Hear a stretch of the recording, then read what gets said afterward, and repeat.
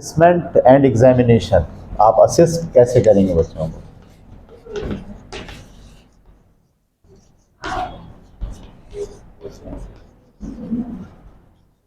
ठीक है, तो नंबरों की डिस्ट्रीब्यूशन समझ लीजिए कि जो रिजल्ट आएगा बच्चों का उसमें उनको नंबर कैसे दिए जाएंगे, कैसे नंबर मिलेंगे। ठीक है, तो इसमें जो सेमेस्टर होगा आपका,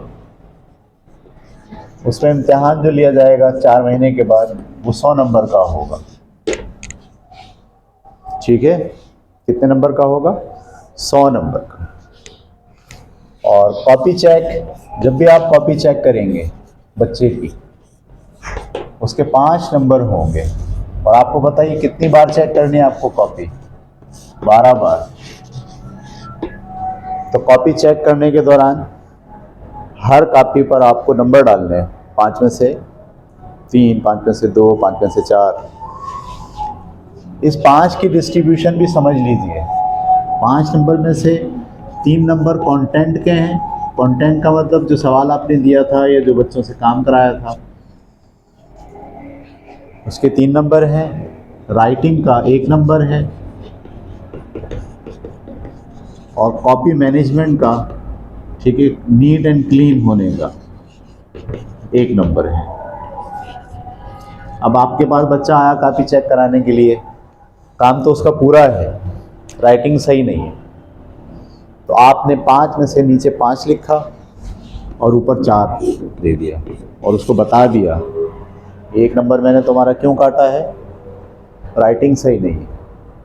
राइटिंग भी सही नहीं है और कॉपी भी सही नहीं है, बहुत फटी पुरानी टेढ़ी मेढ़ी अजीब सी। तो आपने कितने नंबर दे दिए? 3। उसको बोला 1 नंबर तुम्हारी राइटिंग का काट लिया और 1 नंबर तुम्हारे नीट एंड क्लीन हो रहा है। अगली दफ़ा जब कॉपी लाना तो कॉपी जो है क्या होनी चाहिए? साफ़ सुथरी, कवर चढ़ा हो, या जो भी आपके यहाँ तरीक़ा इख्तियार किया जाए वो आप नीट एंड क्लीन का 1 नंबर रख लें, राइटिंग 1 नंबर लिखें, कंटेंट का 3 नंबर रख लें। अच्छा, कंटेंट ही नहीं है उसका, वो आया तो है, 4 सवाल कराए थे आपने पूरे हफ्ते में, ये 2 पीरियड के में जो आपने काम कराया था उसमें 4 सवाल थे, 12 खाली जगह थी, जो है वो 15 कुछ और था ऐसे, तो उसका तो कोई भी काम नहीं है। तो 5 में से आप अंडा दे दें, क्योंकि अब ना ही राइटिंग की ज़रूरत है और ना ही कॉपी मैनेजमेंट की ज़रूरत है। कितनी भी अच्छी साफ़ सुथरी कॉपी हो, आप 1 नंबर नहीं देंगे उसे, इसलिए ये दोनों नंबर किससे जुड़े हुए हैं? इसके काम से जुड़े हुए हैं ना। काम ही नहीं है तो ये नंबर काहे के? ये बात क्लियर हो गई? ये आप अपने पास शीट के ऊपर लिखते भी जाएंगे कि मैंने इस बच्चे को पहली कॉपी टेस्ट में इतने नंबर दिए, दूसरी कॉपी 12 आपको कॉलम बना, हर बच्चे के नाम के सामने 12 कॉलम बनाने, जिसमें आप लिखेंगे कि हमने इतने इतने नंबर दे दिए हैं। ठीक है, इसके अलावा आप जो प्रोजेक्ट दे रहे हैं बच्चों को या को करिकुलम एक्टिविटीज़ है, यानी आपने प्रेजेंटेशन दी है बच्चे को, आपने कोई मॉडल या चार्ट दिया है, तो इस को करिकुलम एक्टिविटीज़ के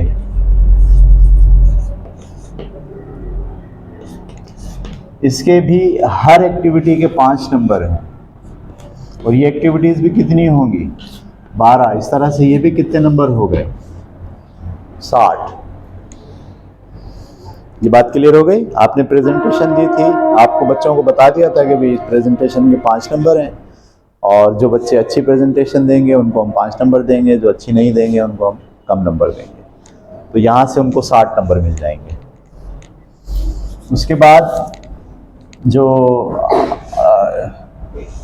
हर महीने में एक बार, हर महीने में, या जो आपकी एक्स्ट्रा करिकुलम एक्टिविटीज़ हैं, कौन सी एक्स्ट्रा करिकुलम, जो हम रोज़ाना एक पीरियड लेते हैं, सही है, तो रोज़ाना एक पीरियड लेके एक एक्टिविटी हम कराते हैं। मिसाल के ऊपर सोशल एक्टिविटी कराई, तो उसके आपके पास जो नंबर होंगे ये मंथली बेसिस पर आप देंगे। किस बेसिस पे देंगे? मंथली बेसिस पर देंगे। तो ये नंबर है 10 और ये 4 दफ़ा दिए जाएंगे, तो ये कितने हो गए? 40। ठीक है, ये बात पकड़ पाया आप? यानी रोज़ाना जो एक्टिविटी का एक पीरियड हो रहा है जिसमें आप समाजी नशोनुमा और जहनी और जिस्मानी नशोनुमा और अखलाक़ी नशोनुमा, इसके लिए जो काम आप कर रहे हैं, जो आपने एक्टिविटीज़ दी हैं, उस एक्टिविटीज़ को आप जज भी करेंगे खुद। ये थोड़ा सा इसको, ये बहुत ही क्वांटिटेटिव नहीं है, ये टॉपिक ही सारा क्वालिटेटिव है, यानी इसमें क्वालिटी है, इसमें आपकी जो जजमेंट है उसको इम्पोर्टेंस दी जाएगी। कोई बच्चा क्लेम नहीं कर पाएगा कि मैं मिस, ये आपने हमें इतने कम नंबर क्यों दिए, इतने ज़्यादा नंबर क्यों दिए। डिपेंड करता है कि आपने उसको क्या जज किया, ये 40 नंबर। इसके अलावा हर महीने एक पेरेंट्स मीटिंग होगी, पेरेंट्स टीचर मीटिंग, ये 4 होंगी, महीने में एक होगी, और हर मीटिंग के जो नंबर हैं वो 10 होंगे। यानी हमने मीटिंग कॉल की आज 6ठी और 7वीं जमात के बच्चों के पेरेंट्स की। जो पेरेंट्स आएंगे उस मीटिंग में शामिल होंगे, हमारे साथ इंटरेक्शन करेंगे, हम उस बच्चे को 10 नंबर दे देंगे। जो नहीं आएंगे, जो इंटरेक्ट नहीं करेंगे, उनको हम 10 नंबर नहीं देंगे। इस तरह से एक सेमेस्टर में पेरेंट्स की इन्वॉल्वमेंट का जो वेट है वो 40 मार्क्स का है। टीचर की जो इन्वॉल्वमेंट का वेट है वो 40 मार्क्स का है। इसी तरीके से ये 60 मार्क्स किसके हैं? जो उसने डिफरेंट टाइप के को करिकुलम एक्टिविटीज़ में अपना इजहार किया है, और ये बाकी के जो है वो कॉपी चेक उसने जो काम किया उसके 60 नंबर हैं और 100 नंबर हैं। इस तरह से टोटल कितने मार्क्स हो गए? 300। तो एक सेमेस्टर में बच्चे को 300 नंबर अचीव करने होंगे, और वो 300 नंबर उसकी डिफरेंट एक्टिविटीज़ में फैले हुए हैं। सिर्फ 100 नंबर का एक एग्ज़ाम होगा आखिरी में, फाइनल सेमेस्टर। बाकी सारे मार्क्स उसको रेगुलर बेसिस के ऊपर, जो वो एक्टिविटीज़ कर रहा है, जो उसकी इन्वॉल्वमेंट है, जो कॉपी अच्छी बना के लेकर आता है, काम बहुत अच्छा करता है, जो बच्चे रेगुलर बेसिस पर चीज़ें करते जाएंगे उनके मार्क्स बढ़ते चले जाएंगे। और जो बच्चे गुमसुम हैं, कोई एक्टिविटी में हिस्सा नहीं ले रहे हैं, उनके पेरेंट्स भी गुमसुम हैं, वो भी किसी एक्टिविटी में हिस्सा नहीं ले रहे, उनको ये 300 नंबर उनके जो है वो कटना शुरू होते चले जाएंगे। ये बात आपको समझ में आ गई? अच्छा, यहाँ एक चीज़ मुझे और आपके साथ डिस्कस करनी है आज की क्लास में। एग्जामिनेशन सिस्टम जब हमने आपसे डिस्कस किया कि नंबर कैसे होंगे, तो असल में एग्जामिनेशन सिस्टम में पेपर भी बनता है ना। जब आप 100 नंबर का पेपर बनाने बैठेंगे तो आपके पास मटेरियल कहाँ से आएगा पेपर बनाने का, इसका आपको लिहाज रखना है। मैं आपसे जब कहता हूँ कि पहला पीरियड आपका लेसन का है और दूसरा पीरियड भी आपका लेसन का है, ठीक है, तो इस लेसन के अंदर जब आप कॉपी वर्क कराते हैं, जब आप क्या कराते हैं? कॉपी वर्क कराते हैं, तो कॉपी वर्क में आपको क्या कराना है? ठीक है, पहले लेसन को आपने पहला पीरियड लिया, उस पीरियड में कॉपी वर्क 3 क्वेश्चन होंगे, कोशिश करें कि छोटे छोटे हों।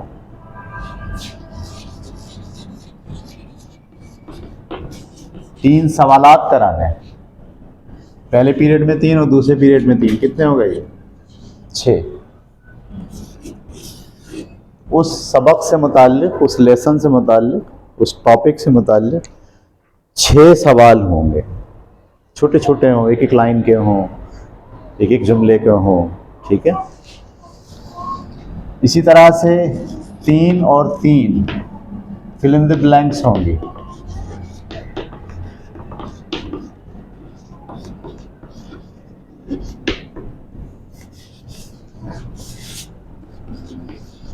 तो ये भी कितनी हो गई? 6 फिल इन द ब्लैंक्स हो गए, ठीक है। यानी एक पीरियड में 3 खाली जगह, एक क्लास में करा दी, 2 घर से दे दी, ये ज़रूरी नहीं कि आप ही खाली जगह निकालेंगे, आप बोलेंगे ये 3 खाली जगह आप निकालेंगे, बच्चे निकालेंगे, लेकिन कॉपी के अंदर ये 3 खाली जगह होनी चाहिए। उसके बाद 3 MCQs एक पीरियड में और 3 MCQs दूसरे पीरियड में। ये भी कितने हो गए आपके पास? 6। 3 जुमले दुरुस्त करें।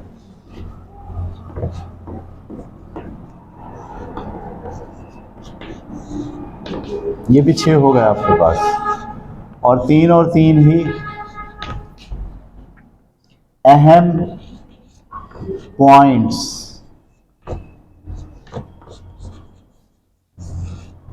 क्या मायने हुए इसके? यानी पूरा जो आज आपका सबक पढ़ाया था उसमें से 3 क्या निकालने? अहम पॉइंट। 3 अहम पॉइंट में एक लाइन के, पहला पॉइंट ये है, दूसरा पॉइंट ये है, आज की क्लास का तीसरा पॉइंट ये है।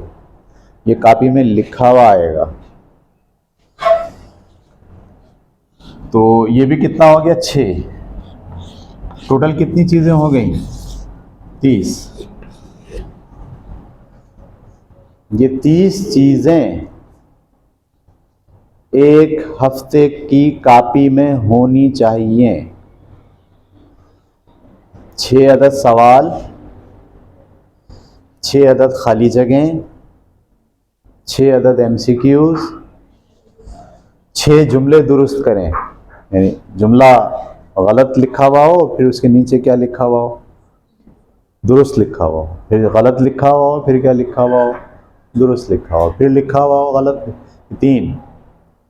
मैं फिर आपसे कह रहा हूँ, जब आप एक क्लास ले रहे होंगे जिसमें 10 मिनट आपके पास है सिर्फ काम कराने के क्लासरूम के अंदर, तो आप एक सवाल करा दें, एक खाली जगह करा दें। सवाल मुश्किलें 2 सवाल करा दें, खाली जगह MCQs घर पे डाल दें। सही है। रीडिंग के दौरान जो 10 मिनट का टाइम आपको याद है, 9 मिनट 10 मिनट का टाइम हमने क्या दिया था बच्चों को? आई डोंट नो, भूल गया मैं डिस्ट्रीब्यूशन, या 6 मिनट का टाइम था मैं कि जिसमें बच्चा रीडिंग कर रहे थे। तो बच्चों को शुरू में बताइए, जब आप रीडिंग करें तो जो जुमले गलत निकालने ना आपको, उसको ऐसे अंडरलाइन खुद ही करते जाएं, ताकि जब मैं आपसे कहूँ कि भाई घर से आपको 3 जुमले सही गलत करके लेकर आने, तो फिर आपको परेशानी ना हो कि हमने क्या किया है। जब आप कॉपी चेक करने के लिए बैठें तो आपको पता है कि मुझे क्या चेक करना है। 6 सवालात चेक करने हैं, मुझे 6 fill in the blank check करनी है, और मुझे 6 MCQ चेक करने हैं, और मुझे 6 जुमले दर्ज करें चेक करना है, और 6 अहम पॉइंट्स। अच्छा, अहम पॉइंट्स अगर मुश्किल महसूस हो रहा हो तो आप 6 जुमले बनाइए। और लफ्ज़ दे दिया, उसका जुमला बनाइए। लफ्ज़ जुमला, लफ्ज़ उसको डिफ़ाइन करें, लफ्ज़ डिफ़ाइन। साइंस में भी कोई लफ्ज़ है उसको डिफ़ाइन करें, कोई लफ्ज़ है उसको डिफ़ाइन करें, कोई लफ्ज़ है उसको डिफ़ाइन करें। ठीक है। ये 3 अहम पॉइंट्स लिखे हैं या 3 लफ्ज़ों के जुमले बनाए। ये 8वीं जमात तक भी आपको ऐसे ही लेके जाना है। वहाँ ये नहीं सोचना कि 8वीं जमात तो बहुत बच्चे आराम से, नहीं, 3 पॉइंट्स निकालिए, अहम पॉइंट्स क्या हैं। क्लास में डिस्कस भी कर सकते हैं आप, और बच्चे खुद से भी उसको सोच सकते हैं। ये 36-30 चीज़ों का जो आपके पास होमवर्क या कॉपी वर्क जो है वो ये 30 चीज़ों पर मबनी होगा। ठीक है। और इसी के नंबर हैं 5। जब आप कॉपी चेक करने के बैठेंगे, मैंने आपसे कहा था ना कंटेंट, ये कंटेंट होगा, ये सारा कंटेंट है जो आपको चेक करना है। राइटिंग का 1 नंबर है, और नीट एंड क्लीन का जो है वो 1 नंबर है। ठीक है। इसमें कोई सवाल है तो पूछ लीजिए।